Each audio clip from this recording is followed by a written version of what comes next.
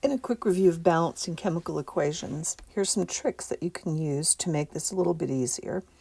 First, you need to remember that on the left, we have the reactants, and on the right are the products. So we refer to them sometimes as the right side or the products and the left side or the reactants.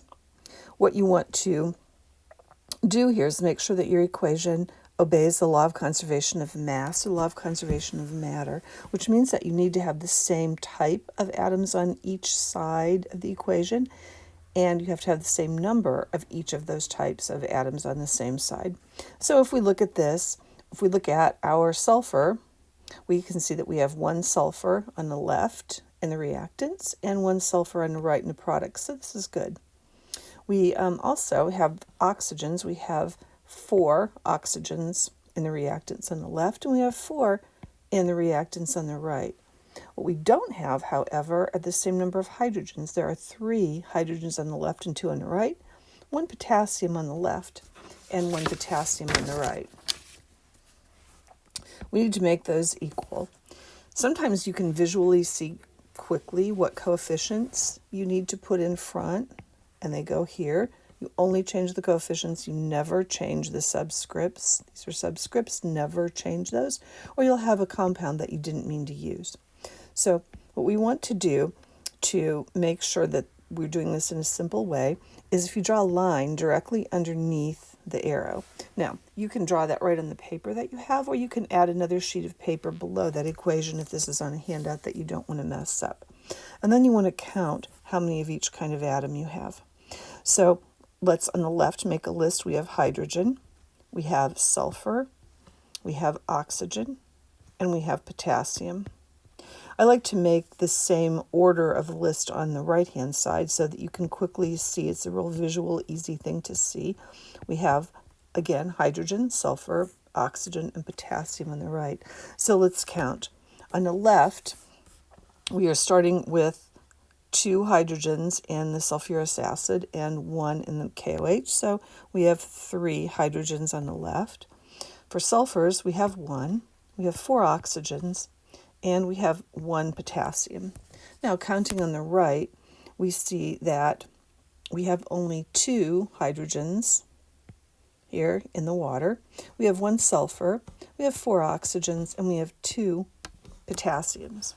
So somehow we need to get the hydrogens and the potassiums to match up on both sides. So a place that we'll start is by putting a 2 in front of the KOH.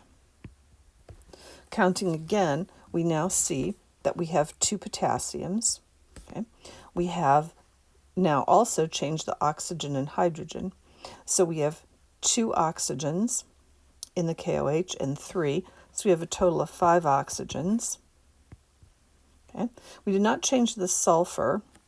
We did change the hydrogen, and we now have 4 hydrogens. Okay? So comparing to the right-hand side, we have 2 potassiums. We have only 4 water or oxygen on the right, and we need 5. And we only have 2 hydrogen on the right, and we need 4. So if we were to then put a 2 in front of the H2O, that would double the hydrogens that we have to 4, and it would double the oxygens that we have here in the water. So it would be 2 and then 3 from the potassium sulfite. We now have 5. So it's always a good idea to count up again to make sure that everything is exactly right and you didn't miss anything. And we see that we have 4 hydrogens on the left, 2 in the sulfurous acid, and 1 in the KOH. We have 1 sulfur. We have 5 oxygens here, and we have 2 potassiums. Same number as we have on the right. We have 4 hydrogens, 1 sulfur, 5 oxygens, and 2 potassiums. And your equation is now balanced.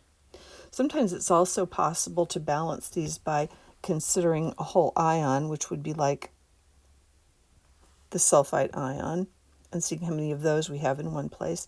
In this one, it's not really helpful because we have to change the oxygens in the KOH as well and the H2O to make this balance. So here's an easy way to teach or learn balancing chemical equations.